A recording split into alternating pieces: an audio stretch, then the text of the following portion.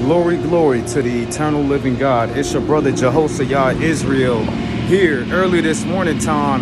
And all I want to do is give some words of inspiration. But the mindset that I want you to think about this morning time is the forgiveness of your enemies. Vengeance is in the eyes of the Lord.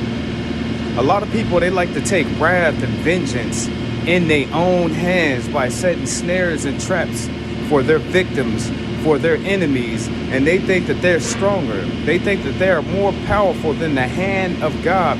When he outstretches his hand of madness upon your enemies, what is he going to do to them? Would you take it upon yourself in this day, brother, to enact a judgment upon your enemies so that same folly can fall upon your head?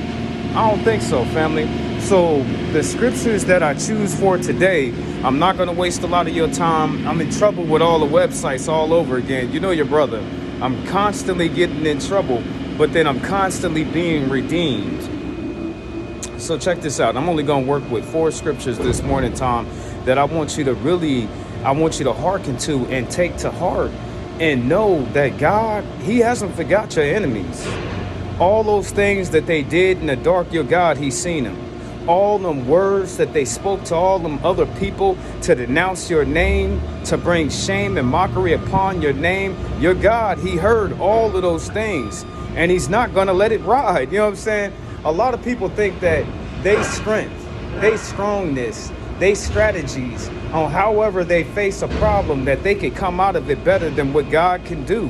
And I'm here to tell you in this day that God has not forgot your enemies. God will let your enemies sit up over there and bask in the ambience of all their greatness, of their name being risen to the top, just to snatch them all the way down. He'll let them get all plump and all fat and all bold inside of the belly. He'll let them be, I don't want to say provocative in their words that they use, but he'll let them be boastful in the things that they're doing. You know what I'm saying? Before they take that great fall, he likes a man or a woman to be prideful, so everybody can see them. You know what I'm saying? And all of their arrogance and all of their boastfulness and all of their pride, all of their haughtiness. You know what I'm saying? He wants them to rise all the way up so he could snatch them back down all over again in the eyes of everybody. He wants everybody to see this great fall. Now, you think inside of your head, you be like, oh, well, you know, Jehoshaphat, you know, it's been 7 months, Israel, and I ain't seen nothing happen to my enemies. God is still working on your enemies. And the best thing that you could do is not instill and have disdain in your heart towards them. Because when I watch my enemies fall, I feel sorry for them. But the enemies that God put in my way and he wants me to destroy, I'm not a foolish man anymore. I'm going to destroy them. I'm going to tell you just like that. Well, when God set them up, I'm going to knock them down. When he tie up my enemies, when he hog tie them from their legs and their feet, and he put that little apple in their mouth, and then he come bring them over to me, and he's all like, okay, here's your enemies, Jehoshaphat. Do you think I'm going to spare them? Do you think I'm going to give them some leniency? I'm still going to have forgiveness inside of my heart. But when God sets your enemies up for you to take them out, they are not the Lord anointed. They are not priests. You know what I'm saying? They are not kings and queens. They are your enemies. You know what I'm saying? And when he ties my enemies up and he brings them to me, he be like, oh, well, Jehoshaphat, here's your enemies. I'm going to push their ass over the damn abyss. I'm not going to have no sympathy. I'm going to spare none of my enemies in my lifetime when he brings me my enemies. And you know, I've messed up. You know what I'm saying? I have messed up because God has delivered my enemies to me, and I felt some type of pity trying to spare them. But I learned, family. I learned. You know what I'm saying? The enemies that are around, he has not forgot. He will not spare his rod or his staff upon your enemies. He's just waiting for the greatest moment to bring them down and at the same time to rise you up, because you can't have a fall without a rise. He has to be able to make somebody fall before he rises somebody up. Now, these words that I use today, I just want you to take them to heart. For no man or no woman can change these principles or forces that are already in this world. And you're dealing with life and death. You're dealing with power and weakness. You're dealing with the rich and the poor. You're dealing with the smart and the dumb, the sick and the healed. This is what you're dealing with in this world right now. You're either rich or your ass is poor. You either smart or your ass is dumb. You know what I'm saying? You either healed or you sick. You know what I'm saying? Which one is it? It's either light or it's dark. It's either good or it's bad. You either got it or you ain't got it. These are the principles that nobody can change. Now look at this. Take to heart this morning time. O David, contend, O Lord, with those who contend with me. Fight against those who fight against me. Take hold of the shield and the buckler and rise for my help. Draw the spear and the javelin against my pursuers. Say to my soul, I am your salvation. Let them be put to shame and dishonor who seeks after my life. Let them be turned back and disappointed who devises evil against me. Let them be like chaff before the wind, and when the angels of the Lord dividing them away. That's what God gonna do to your enemies. He's gonna remove them. He's gonna take them from you. He's gonna dismember them. But it takes you not to enact a wrath of judgment placed into your hands.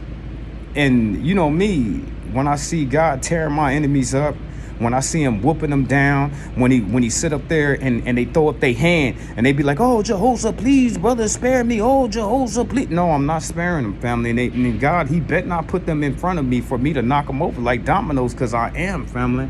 All of them, I just look at my past all the way to my present, and everybody who have offended me therein. And I just long and I wait on the day for God to present these people to me so I can utterly smite them. I'm going to destroy them, family, and I'm going to have every single right to. And I'm not going to be sitting over here thinking, oh, let me have some compassion. Let me try. No, I'm not doing all of that no more in life. These people got to learn a valuable lesson about messing with a child of God. Okay, let's move forward. I'm only working with 4 scriptures this morning time. The Lord will fight for you, and you have only to be silent. You see your hard head, knucklehead brothers and sisters, they going to be plotting, they going to be planning, they going to be busting out car windows, they going to be breaking into houses, they going to be jumping people at bus stops, they going to be going arguing all at people work site, they going to be harassing people on the damn phone. They going to take vengeance upon their own hand. And when you take vengeance on your hands, the judgment that was enacted on that God was going to enact on them person, you get a portion of that too. I'm not stupid, family. You know what I'm saying? I'm not stupid. I'll wait, family. I'll see them so haughty, so arrogant, so prideful in all of their ways, being risen all the way to the top, knowing that my God has not forgotten what was done to me. Who's going to enact the judgment? I done seen hundreds of people fall in a day, family, over me, just little old me, family. You be like, what do you mean? What do you mean? You're not supposed to touch the Lord's anointed. You are supposed to show no type of physical action to a prophet of the Most High God. Am I saying that I'm a prophet? Nope. I'm saying I'm a child of God and I'm anointed by God. He doesn't play about his children like that. It just takes time. Y'all sit up there and y'all watch so much time go by and y'all just be sitting there and y'all be all like, well, you know, Jehoshaphat, God ain't gonna do nothing. Well, you know, Jehoshaphat, God, he done forgot my trials and my tribulations. Jehoshaphat, no, he ain't. He just waiting on the perfect time. You see your enemies, they like plotting. They like planning. They think they got some good plans. No, your God has the best plan. You just have to wait. Okay, now what was said? The Lord will fight for you, and you have only to be silent. You ain't got to do nothing, brother. You ain't got to do nothing, sister. All you got to do is watch and pray. That's all you got to do. Watch and pray. You ain't got to add your 2 cents in it.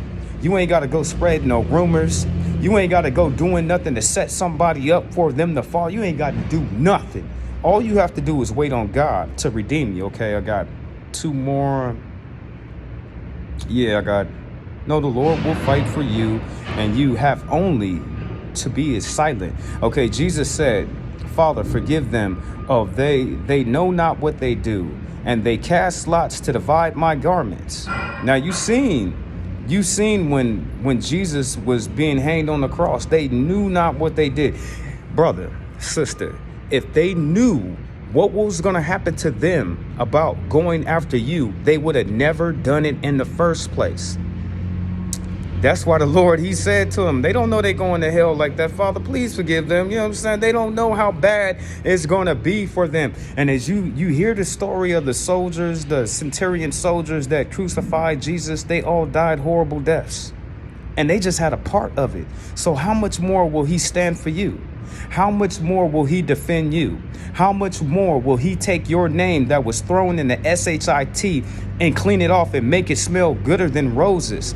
It is your job to wait on your God. Okay, what was the last one? That was the last one right there, unless... Okay, I'll give you this one before I get off of here today. Okay, though I walk through the midst of troubles, you preserve my life. You stretch out your hand against the wrath of my enemies, and your right hand delivers me. All you have to do is to wait to be delivered by your God. There is nothing that you can do. There is nothing that you could say. There is no practitioner you can go through. There's no work. There's no spell work. Ain't nobody that you can hire to go out there and to enact a vengeance upon your enemies. The best thing that you could do for them is to help them when you see them down and out, to pray for them, to not be as they are, and you will watch God outstretch hand upon your enemies to deliver them. Either he's going to deliver them to you, or he's going to destroy them before your face. All I can ask is to be kind, because when you kind, it's like heaping on them coals upon them, burning coals on their head. You know, so they can't get out of it because they can't change who they are. But when you see your enemies take a folly, and you see God enacting his judgment upon your enemies, don't gloat, don't be happy, don't throw no damn party, because he'll turn all of that around and he'll turn it on you. Said to you once more again, because a lot of people, they do not believe. If you throwing a party while your enemies are suffering, God will take a part of that suffering and put it on you. For those who don't believe in God, for those who don't believe in the world of God, they're just going to be in a matrix, in a box, being whooped their whole life, being beaten down and trodden down underfoot because they're not taking these principles serious. I could sit up here and say a million words and it still won't change the principles of the elements that God has already put in this world. You could be a millionaire tonight, and you still got to deal with these two principles, the light and the darkness, the good and the evil that's in this world. Ain't nothing's going to change that until the day that we die. Now I got to get going. Peace and blessings be upon your day. Glory, glory to the eternal living God.